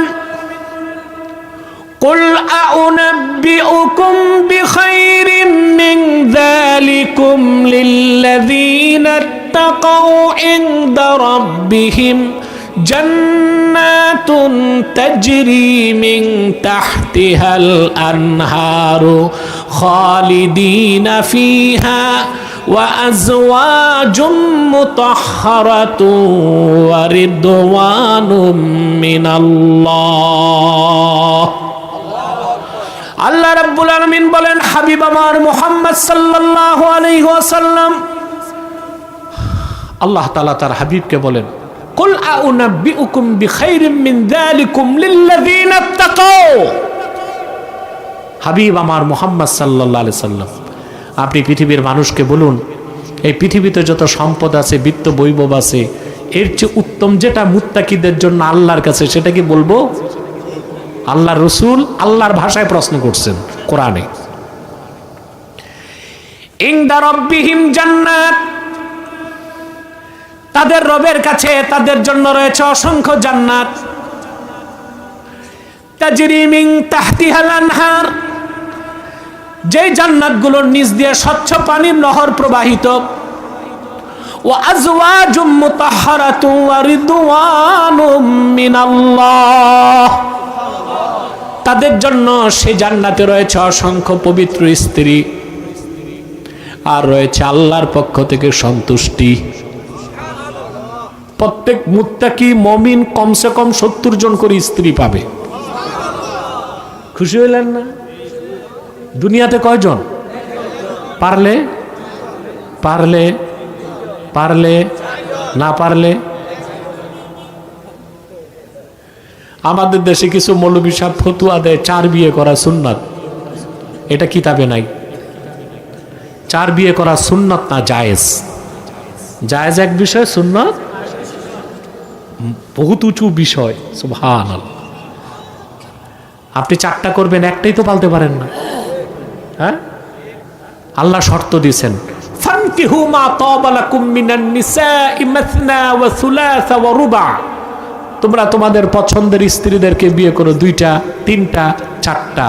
ওয়া ইন খিফতুম আল্লাহ তাদিলু ফাওয়াহিদা, আর যদি একাধিক স্ত্রীর মধ্যে ইনসাফ করার ক্ষেত্রে ভয় থাকে তাহলে একটা। তাহলে কয়টা? একটা। বাঙালির তো ইকোনমিক্যাল ফিটনেস নাই, বডি ফিটনেসও নাই, একটাতেই তো কাইত, তো 4টা করে কেমন করে? কথা বলে। বিয়ে করতে পারুক আর না পারুক, বুড়া মানুষ সবচেয়ে খুশি হয় বিয়ের কথা শুনলেই। ঠিক কিনা? তো দুনিয়াতে সর্বোচ্চ কয়টা? 4টা। আর বেহেশতে এক একজন মুমিনকে সর্বনিম্ন স্ত্রী দেওয়া হবে 70 জন। আজওয়াজুম মুতাহহারা, চির পবিত্রা স্ত্রী। হাদিস সাক্ষ্য দেয়, কোন মুমিন জান্নাতে তার স্ত্রীর দিকে তাকাবে, রূপ উপভোগ করার পরে যদি দৃষ্টি ফিরে আবার তাকায়, রূপ বেড়ে যাবে। যতবার দৃষ্টি ফিরে, যতবার তাকাবে, রূপ বাড়তে থাকবে। অনন্তকাল জান্নাতে বেহেশতীদের স্ত্রীদের প্রতি তাদের আকর্ষণ কমবে না। ওয়া রিদওয়ানুম মিনাল্লাহ, আর আল্লাহর পক্ষ থেকে সন্তুষ্টি থাকবে। এটা বেহেশতের সবচেয়ে বড় নেয়ামত। বুখারী শরীফে এসেছে, জান্নাতীরা সব জান্নাতে যাওয়ার পরে আল্লাহ তাআলা বলবেন, বেহেশতীদের সামনে আল্লাহ উপস্থিত হয়ে বলবেন, জান্নাতীরা তোমরা কি আমার উপর রাজি আছো? সুবহানাল্লাহ। জান্নাতীরা জবাব দিবে, রব্বুল আলামিন তোমার আখিরি নবী মুহাম্মদ সাল্লাল্লাহু আলাইহি ওয়াসাল্লামের উম্মত হবার কারণে যা চেয়েছি তা পেয়েছি, যা চাই নাই তাও দিয়েছ। সৃষ্টি জগতে আমাদের চেয়ে বেশি মর্যাদা কাউরে দাও নাই। আল্লাহ আমরা রাজি আছি। আল্লাহ ডেকে বলবেন, এখন সবচেয়ে বড় নেয়ামতের ঘোষণা দিচ্ছি। আমি আল্লাহ তোমাদের উপর রাজি হয়ে গেলাম, আর কোনো দিন নারাজ হব না। এটা হচ্ছে রিদওয়ানুম মিনাল্লাহ। এই সব নেয়ামত হচ্ছে কাদের জন্য? লিল্লাযিনা তাকাও, যারা আল্লাহকে ভয় করে। সুবহানাল্লাহ বলেন। এটা তাকওয়া। এটা কি? তাহলে আমরা কি শিখলাম? তাকওয়া অর্জন করলে দুনিয়াতে চারটা জিনিস পাওয়া যাবে: রাহমাত, ইজ্জত, কুওয়াত, নুসরাত, আখিরাতে জান্নাত। ওয়া উজলিফাতিল জান্নাতু লিল মুত্তাকিনা গায়রা বাঈদ। আখিরাতে মুত্তাকিদের জন্য বেহেশতকে নিকটবর্তী করা হবে। বেহেশতের মাঝখানে আর মুত্তাকিদের মাঝখানে কোনো দূরত্ব থাকবে না। বলেন সুবহানাল্লাহ। এবার হচ্ছে শিক্ষা। যে শিক্ষাটা নিয়ে বাড়ি যাবেন, জীবনের সকল ক্ষেত্রে তাকওয়া ভিত্তিক জীবন যাপন করতে হবে। পারবেন না ইনশাআল্লাহ? তাকওয়াটা কি? ওয়াকায়া কি? ওয়াকায়া থেকে তাকওয়া, আল্লাহর ভয়তে গুনার কাজ ছেড়ে দেওয়া। কথা বলেন। আল্লাহর ভয়তে গুনার কাজ ছেড়ে দেওয়া। পুলিশের ভয়তে চুরি করবেন না, এটা তাকওয়া না। দুদকের ভয়তে চুরি করবেন না, এটা তাকওয়া না। আল্লাহর ভয়তে সমস্ত গুনার কাজ ছেড়ে দেওয়ার নাম হচ্ছে তাকওয়া। যে আল্লাহকে ঈমান আনার পরে ভয় পায়, সে কোনোদিন নামাজ ছাড়তে পারে না, জেনা করতে পারে না, ব্যভিচার করতে পারে না, পরের হক মেরে খেতে পারে না।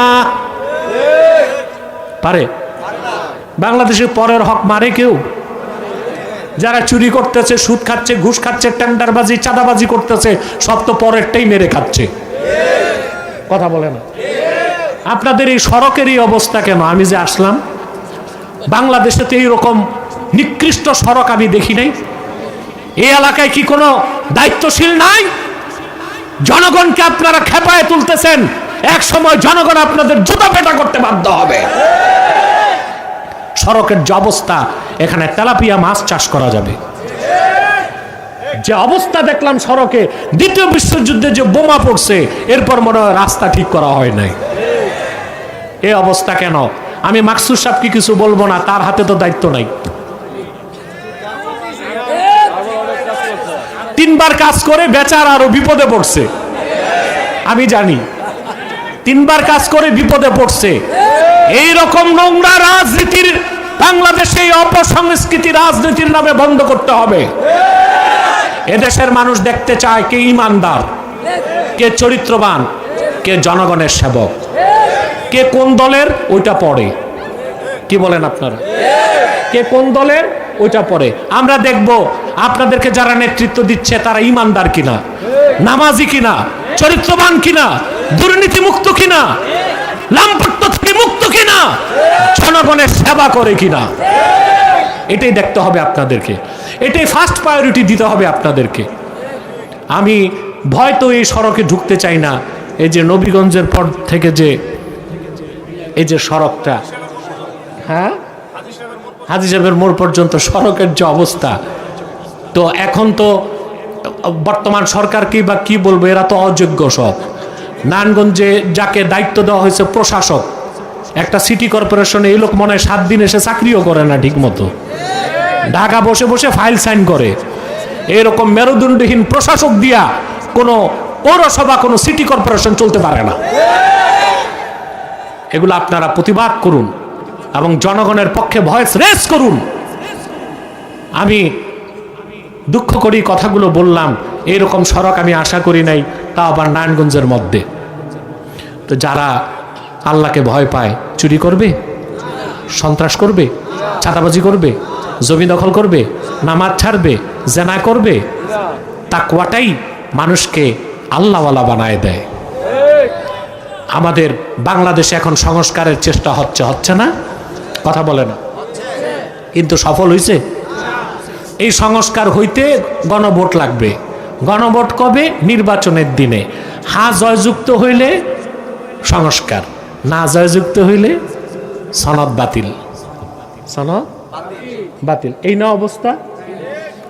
তা এই ব্যাপারে তো আমার বক্তব্যগুলো, রাজনৈতিক বক্তব্য আমার শুনছেন না? পিআর নিয়ে, গণভোট নিয়ে। আমি গণভোটের পক্ষেই না। তার একটাই কারণ, গণভোটকে সমর্থন করতে পারছি না আমি এই জন্যে, এই যে সনদটা আছে না, যেটা বৈধতা পাবে গণভোটে, কথা বলে না। বাংলাদেশ সংবিধানে ৫ম সংশোধনীতে প্রেসিডেন্ট জিয়াউর রহমান 1977 সালে 30শে মেতে গণভোট করছিলেন। গণভোট করে প্রেসিডেন্ট জিয়া একটা ভালো কাজ করছিলেন, খুব ভালো কাজ। সংবিধানে বিসমিল্লাহির রহমানির রহিম এই কথাটা লিখেছিলেন। আরেকটা কথা লিখেছিলেন, বাংলাদেশ রাষ্ট্রের মূল নীতি হচ্ছে মহান আল্লাহর প্রতি পূর্ণ আস্থা ও বিশ্বাস। আমি দোয়া করি এই ভালো কাজটার কারণে অন্তত জিয়াউর রহমানকে আল্লাহ তাআলা মুক্তি দান করুন। এখন যদি বর্তমান যে সনদ ওখানে বিসমিল্লাহির রহমানির রহিম আছে, কিন্তু আল্লাহর প্রতি পূর্ণ আস্থা ও বিশ্বাস এই কথাটা বাদ দেওয়া হয়েছে। এখন যদি গণভোট বিজয়ী হয়, তখন আগামীর সংসদে যদি সংবিধান সংস্কার হয় এই কথাটাকে আর রাখা যাবে না। এখন আল্লাহর প্রতি পূর্ণ আস্থা ও বিশ্বাস এই কথা সংবিধান থেকে বাদ দেবার জন্যে কোনো মুসলমান কি গণভোটে যাইতে পারে? হ্যাঁ, ভোট দিতে পারে। এই জন্য আমি গণভোটের বিপক্ষে। আমার পলিটিক্যাল কোনো ইন্টেনশন নাই। আমার কথা হচ্ছে মানুষের আকীদা ঠিক রাখতে হবে। কথা বুঝছেন ভাই? তাহলে সংস্কার তো কিছুই হয় না। সংস্কার কিভাবে হবে? আগে তো মানুষ ঠিক করতে হবে। সংবিধান ঠিক করলে করেন, মানুষ ঠিক করেন। মানুষকে ঠিক করতে তাকওয়ার কোনো বিকল্প নাই। আমাদের শিক্ষা ব্যবস্থায় হতে হবে তাকওয়া ভিত্তিক শিক্ষা ব্যবস্থা। ঠিক কিনা বলেন? এটা আমরা করতে পারছি? কিছুই তো পারি নাই ভাই। আমাদের যে শিক্ষা ব্যবস্থা, এই শিক্ষায় পড়াশোনা করে কেউ আল্লাহওয়ালা বুজুর্গ হয়, বিজ্ঞানী হয়? কিছুই তো হয় না। বলেন তো, 1921 সালে ঢাকা বিশ্ববিদ্যালয় হয়েছে, এখন 100 বছর পার হয়ে গেছে। 100 বছরে ঢাকা বিশ্ববিদ্যালয় একজন বিজ্ঞানী আমাদের দিছে? গবেষক, দার্শনিক কি দিছে? অফিসার। কি দিছে? অফিসার। শুধু অফিসার, শুধু অফিসার। আমলা, কামলা, সচিব, উপসচিব, DC, SP, OC, TNO, UNO, যত অফিসার তত ঘুষ। এই দিছি আমরা শিক্ষা ব্যবস্থার মাধ্যমে। আমরা বিজ্ঞানী কই? আমার দেশে বিজ্ঞানী কই? পৃথিবীর মানুষ শুরু করলো নৌকা দিয়ে, এখন সাবমেরিন বানাইছে, আর আমরা নৌকাতে শ্যালো মেশিন ফিট করে ট্রলার বানাইছি। বলতে পারেন বাংলাদেশের জাতীয় বাহন কি? রিক্সা। এটা সরকার সংবিধানে এটা নাই। জাতীয় পতাকা কোনটা আছে, জাতীয় ফুল কোনটা আছে, জাতীয় পশু কোনটা আছে, জাতীয় মাছ কোনটা আছে, কিন্তু জাতীয় বাহনের কথা নাই। কিন্তু আমার মনে হয় রিক্সাটারই জাতীয় বাহন বলা যায়। এখানে আবার খেলাফত মজলিসের কেউ থাকলে তো মহাখুশি। এই রিক্সা কোন দেশ থেকে বাংলাদেশে আসছে জানেন? জাপান। জাপান, ঠিক বলছে, জাপান থেকে। জাপান রিক্সা বানায় আমাদেরকে পাঠায় দিল।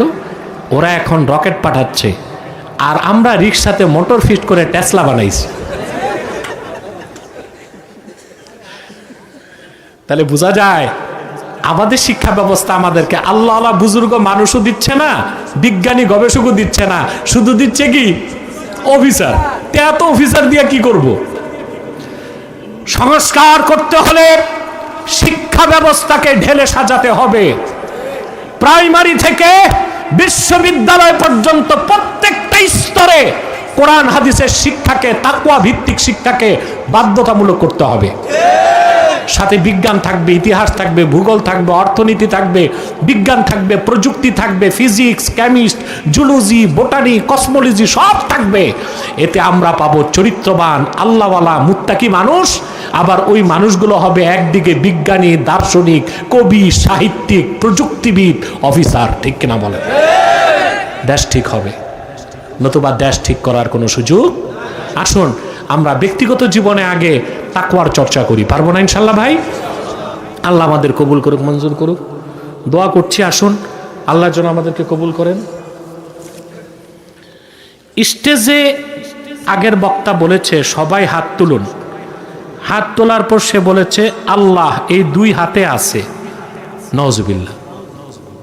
এই কথাটি কতটুকু সঠিক? না, আল্লাহ দুই হাতে আছে এটা বলা কুফর। আল্লাহর অবস্থানকে সীমাবদ্ধ করা যাবে না। তা আমি তাকে জিজ্ঞেস করেছি আলোচককে, তিনি বলছে হুজুর আমি বলতে চাইছি যে রেখা, হাতের রেখায় যে সংখ্যা, এই সংখ্যা আবজাদের হিসেবে আল্লাহ তাআলার নামের ইঙ্গিত দেয়। আমি বলেছি তাহলে বাম হাতেরটা কি হবে? প্রশ্ন আসে কি না? কথা বলেন। বাম হাত দিয়ে খাওয়া যায়? কথা বলেন। এখন বড় প্রশ্ন চলে আসে না, এতে মহান আল্লাহর শানে বা ওনার নামের শানে বেয়াদবি না? এগুলো উদ্ভট ও বিভ্রান্তপূর্ণ কথা, এগুলো বিশ্বাস করবেন না, বলবেন না। ওনাকে আমি বলেছি যে আর না বলে, উনি বলছে ঠিক আছে। তো আমরা একটু তওবা করে নিই, পরে আস্তাগফিরুল্লাহ রাব্বি মিন কুল্লি যামবি ওয়া আতুবু ইলাই। বিসমিল্লাহির রহমানির রহিম। আশহাদু আল্লাহ ইলাহা ইল্লাল্লাহু আশহাদু আল্লা ইলাহা ইল্লাল্লাহু ওয়া আশহাদু আন্না মুহাম্মাদান আবদুহু ওয়া রাসূলুহু সাল্লাল্লাহু আলাইহি ওয়াসাল্লাম। আস্তাগফিরুল্লাহ রাব্বি মিন কুল্লি যামবি ওয়া আতুবু ইলাই। এক ভাই প্রশ্ন করেছেন, বিছানায় বসে খাবার খেলে আয় বরকত কমে যায় না? এটা ভ্রান্ত কথা, বরং চেয়ার টেবিলে বসে খাইলে মাকরু হবে, আয় বরকত কমতে পারে। বিছানায় বসে খাটে দস্তরখান বিছায় খাইলে কোনো দোষ নাই, ওইটাই বরং উত্তম। আর একেবারে মেঝেতে বসে যদি দস্তরখানে খান তা তো পুরা সওয়াব পাবেন। স্ত্রীর প্রতি স্বামীর দায়িত্বগুলো কেমন হওয়া উচিত, এটা আবার 1 ঘন্টা ওয়াজের বিষয়, তা তো বলা যায় না। স্বামীর দায়িত্ব হচ্ছে স্ত্রীর সাথে সদাচরণ করা। বড় ধরনের চরিত্রের ত্রুটি না থাকলে তাকে বড় ধরনের শাসনও করা যাবে না। স্ত্রীর অধিকারগুলো স্বামী রক্ষা করতে বাধ্য, আর স্ত্রীও স্বামীর অধিকারগুলো রক্ষা করতে বাধ্য। নবীজি সাল্লাল্লাহু আলাইহি ওয়াসাল্লামকে স্বপ্নে দেখার আমল কি? খুব সুন্দর প্রশ্ন। আপনি খাঁটি ইমানদার হতে হবে, সহি আকীদা থাকতে হবে, হালাল রুজি কামাই করতে হবে, 5 ওয়াক্ত নামাজ পড়তে হবে, আর একটা দরুদ শরীফ পড়বেন মাগরিব থেকে এশা পর্যন্ত। বলবো আল্লাহুম্মা সাল্লি আলা মুহাম্মাদিন ওয়া আলা আলি মুহাম্মাদ কামা তুহিব্বু ওয়া তারদা। মাগরিব থেকে এশা পর্যন্ত যদি পড়েন, পবিত্র বিছানায় দরুদ শরীফ পড়তে পড়তে ঘুমায় যাবেন। আল্লাহ যদি সোনার কপাল রাখেন, স্বপ্নে আল্লাহর হাবিবের দিদার নসিব হতে পারে। স্ত্রী মারা গেলে স্বামীর কতদিন পর বিয়ে করতে পারবে? স্বামী 4 দিনের দিনই বিয়ে করতে পারবে, সমস্যা নাই। স্ত্রী পারবে না, তাকে এহদাদ ইদ্দত পালন করতে হবে, ঠিক না? কিন্তু স্বামী পারবে, শোক কেটে গেলেই বিয়ে করতে পারবে, সমস্যা নাই। কিন্তু এটা একটা অমানবিক দেখা যায় না? কথা বলেন। মৃত ব্যক্তিকে স্বপ্নে ভালো আছে দেখলে সে ভালো অবস্থায় আছে, এটা কতটুকু সত্য? হ্যাঁ, হাদিস শরীফে আছে, কেউ যদি কোনো মুসলমানকে দেখে, মুমিনকে সাদা কাপড়ে স্বপ্নে, তো বুঝতে হবে আখেরাতে সে ভালো আছে। আর যদি দেখে লাল কাপড়ে, তো বুঝতে হবে সে কঠিন আযাবে আছে। কারো স্বপ্ন শুনে খারাপ মন্তব্য করলে নাকি সেটাই হয়। দেখুন, হাদিস শরীফে এসেছে স্বপ্ন দেখার পর এটা আকাশ ও জমিনের মাঝখানে ঝুলন্ত অবস্থায় থাকে। তাবির দিলে, স্বপ্নের ব্যাখ্যা দিলে সেটা হয়, এটাই আল্লাহর হুকুম। ভালো ব্যাখ্যা দিলে ভালো হয়, খারাপ ব্যাখ্যা দিলে খারাপ হয়। এই জন্য যার তার কাছে স্বপ্ন বলতে নাই। স্বপ্ন দেখলে কোনো আলেম ওলামা বুজুর্গ লোকের কাছে জিজ্ঞেস করবেন। মহিলাদের তালিম করা কি জায়েজ? মহিলারা এক এলাকা থেকে তালিম করতে আরেক এলাকায় যাবে না, এটা চলবে না। তাদের তো মসজিদে জামাতে যাওয়াই নিষেধ। অতএব তালিম তো নফল কাজ, আর এটা পুরুষের দায়িত্ব। মহিলা এলাকা ছেড়ে আরেক এলাকায় যাবে না। তবে কোনো এলাকায় যদি কোনো মহিলা ভালো জানাশোনা, তার বাড়িতে যদি অন্য মহিলারা বসে তালিম নেয়, তাতে কোনো সমস্যা নেই। স্বামীর নাম ধরে ডাকা কি হারাম? না, হারাম না, না জায়েজও না, ছোটখাটো মাকরু। ছোটখাটো মাকরু। তবে নাম ধরে ডাকাটা কি উচিত? আপনার মা বোনদের বলছি, উচিত। আরে কিছু না পারেন, বাচ্চা থাকলে কইবেন গেদুর বাপ কই তুমি।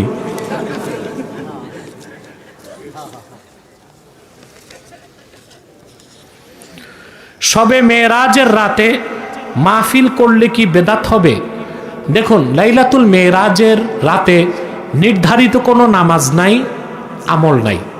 কিন্তু আল্লাহর হাবিব মুহাম্মদ সাল্লাল্লাহু আলাইহি ওয়াসাল্লাম 1500 বছর আগে ধুলক বুলক ছাড়িয়ে 7 আকাশ পেরিয়ে রজব মাসের 27 তারিখ দিবাগত রাত ছিল।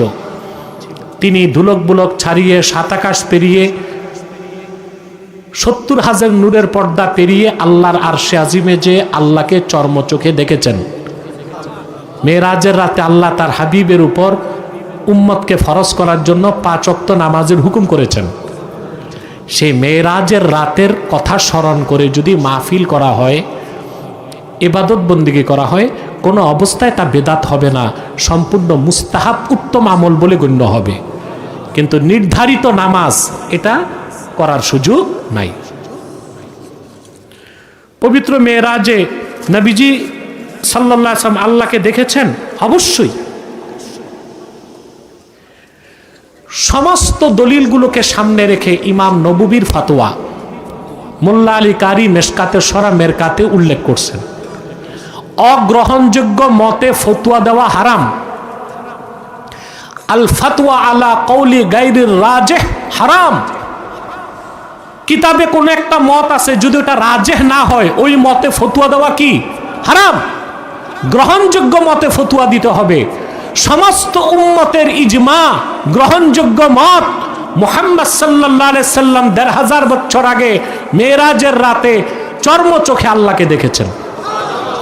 যা মিশকাতে সরা মেরকাতে মোল্লা আলী কারি ফতোয়া হিসেবে উল্লেখ করেছেন, ওয়ার রাজিহু আন্নাল হাসিলা আন্না মুহাম্মাদান ওয়াল হাসিলু আন্নার রাজিহা আন্না মুহাম্মাদান সাল্লাল্লাহু আলাইহি ওয়াসাল্লাম রাআ রাব্বাহু লাইলাতাল মি'রাজ বিআইনাই রাসিহি। সবচেয়ে গ্রহণযোগ্য মত এটাই, মুহাম্মদ সাল্লাল্লাহু আলাইহি ওয়াসাল্লাম 1500 বছর আগে মেরাজের রাতে ফাওকাস সামাওয়াতিস সাবঈন আরশুল্লাহিল আযীমে যে ওনার কপালের চোখ দিয়ে আল্লাহকে দেখছেন। সুবহানাল্লাহ। এটাই ফতোয়া। কথা বুঝতে পারছেন? ওই টেলিভিশনের মৌলবীদের ফতোয়ায় বিভ্রান্ত হইবেন না।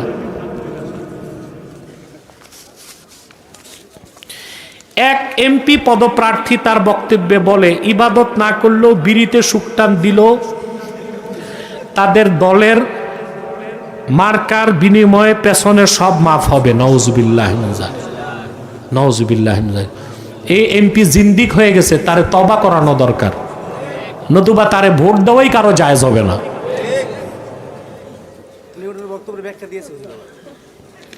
এজন্য নাম নেই ব্যাখ্যা যেহেতু আছে। এই ধরনের কথা বলার দরকারটা কি? ভোট না, স্লিপ অফ টাং না, এরকম স্লিপ অফ টাং তো ইমান নষ্ট হয়ে যাবে। রাজনীতির ক্ষেত্রে একটা লিমিট রাখা দরকার। গণতন্ত্র চর্চাই তো শরীয়ত সমর্থন করে না, তো সেই গণতান্ত্রিক পদ্ধতিতে কাউকে ভোট দিলে জান্নাত পাওয়া যাবে, এটা বলাও তো একটা জঘন্য কুফরি কথা। এটাই তো চলে না। ইসলাম তো দিয়েছে খেলাফত। হ্যাঁ, আমরা চাই খেলাফত প্রতিষ্ঠার আগে সংসদ খালি না থাক, ইসলামের পক্ষে কথা বলার জন্য সর্বোচ্চ সংখ্যক লোক যাক, কিন্তু সেটা হচ্ছে ওজর। সেটা কি? সেই বিষয়টাকে জিহাদ মনে করা, ইবাদত মনে করা, বা ভোট দিলে বেহেশতের টিকিট পাওয়া, এই রকম লাগামহীন বক্তব্য দেওয়া যাবে না। এক ভাই প্রশ্ন করেছেন, আমি একটা মেয়েকে বিয়ে করেছি, আমার বয়স হলো 21 আর মেয়ের বয়স হলো 15। আমার বিবাহের 1 মাস পরে তার মা এসে তাকে নিয়ে যায় আর বলে আমাকে নাকি বিবাহের হয় নাই, মেয়ের বয়স নাকি কম বলে, দেখে বিবাহ হয় নাই, কিন্তু ইসলাম সেটাকে কি বলে? দেখুন, ছেলেরা 15 বছরে বালেগ হয় আর মেয়েরা 9 বছর থেকেই তাদের বালেগ হওয়ার বয়স শুরু হয়। অথবা যে মেয়েটার বয়স 15 সে বালেগা। বালেগ ও বালেগা পিতামাতার অনুমতি ছাড়াও যদি বিয়ে করে, সেই বিয়ে জায়েজ বলে গণ্য হয়। কিন্তু অনুমতি না নেওয়ার কারণে আদবের খেলাফ হবে, সেটা ভিন্ন বিষয়। এখন গার্ডিয়ানের উচিত হবে না ওই ছেলে থেকে মেয়েকে সরিয়ে নেওয়া। দোয়া করি সভাপতি সাহেব, আমাদের মাকসুদ সাহেব একেবারে মুনাজাত পর্যন্তই বসলো, আল্লাহ তাকে আজরুন আজিম দান করুন। আলহামদুলিল্লাহি রাব্বিল আলামিন ওয়াল আকিবাতু লিল মুত্তাকিন والصلاة والسلام على نبينا ونبي الأنبياء محمد صلى الله عليه وسلم রাহমাতিল লিল আলামিন। আল্লাহ তাআলা মুসাপুর পশ্চিম পাড়া জামে মসজিদ যুব সংগঠন এলাকাবাসীর যৌথ উদ্যোগে আয়োজিত আজকের 22তম তাফসীরুল কোরআন মাহফিলে গভীর রাতে তোমার অসংখ্য জাকের শাকের বান্দা পর্দার আড়ালের মা বোন নিয়ে হাত তুলেছি মাবুদ। এতগুলো মানুষের মধ্যে যার দুটো হাত তোমার ভালো লাগে আল্লাহ, তার দুটো হাতের বিনিময়ে আমাদের জিন্দেগির সব গুনাহ মাফ করে দাও। হৃদয়ের গভীর থেকে দোয়া করি আল্লাহ, তোমার আখিরি নবী নূর নবীজি আমার মুহাম্মদ মুস্তাফা সাল্লাল্লাহু আলাইহি ওয়াসাল্লাম আজ থেকে প্রায় ১৫০০ বছর আগে দুনিয়ার থেকে বিদায় নিয়েছেন। হায়াতুন নবী হিসেবে জান্নাতুল ফিরদাউস রওজা মুবারকে বিশ্রাম নিয়েছেন। আল্লাহ, জীবনে একবার তোমার আখিরি নবী নূর নবীজি আমার মুহাম্মদ মুস্তাফা সাল্লাল্লাহু আলাইহি ওয়াসাল্লামের জান্নাতুল ফিরদাউস রওজা মুবারকে উপস্থিত হয়ে গো আল্লাহ, তোমার হাবিবের নূরের কদমে দরুদ ও সালামের হাদিয়া দেবার আগে আল্লাহ তুমি ডাক দিও না। আল্লাহ তাআলা একবার বা একাধিকবার যারা সোনার মদিনায় নূরের মদিনায় যেতে পেরেছি আল্লাহ, জীবনে বারবার তোমার আখিরি নবী নূর নবীজি আমার মুহাম্মদ মুস্তাফা সাল্লাল্লাহু আলাইহি ওয়াসাল্লামের নূরের শহর মদিনাতুল মুনাওয়ারা জিয়ারতের জন্য তাদের কপালটা খুলে দাও। হৃদয়ের গভীর থেকে দোয়া করি আল্লাহ, তোমার আখিরি নবী নূর নবীজি আমার মুহাম্মদ মুস্তাফা সাল্লাল্লাহু আলাইহি ওয়াসাল্লামের নূরের চেহারা মোবারক স্বপ্নে একবার দেখে গো আল্লাহ, জান্নাত ওয়াজিব হবার আগে তুমি ডাক দিও না। একবার বা একাধিকবার যারা আল্লাহ তোমার আখিরি নবী নূর নবীজি আমার মুহাম্মদ মুস্তাফা সাল্লাল্লাহু আলাইহি ওয়াসাল্লামের নূরের চেহারা মোবারক স্বপ্নে দেখার সৌভাগ্য লাভ করেছে আল্লাহ, জীবনে বারবার দেখার জন্যে তাদের কপালটা তুমি জান্নাতি কপাল বানায় দাও। আল্লাহ, আমাদের অনেকের বাবা নাই, অনেকের মা নাই, অনেকের বাবা মা একজনও নাই, যত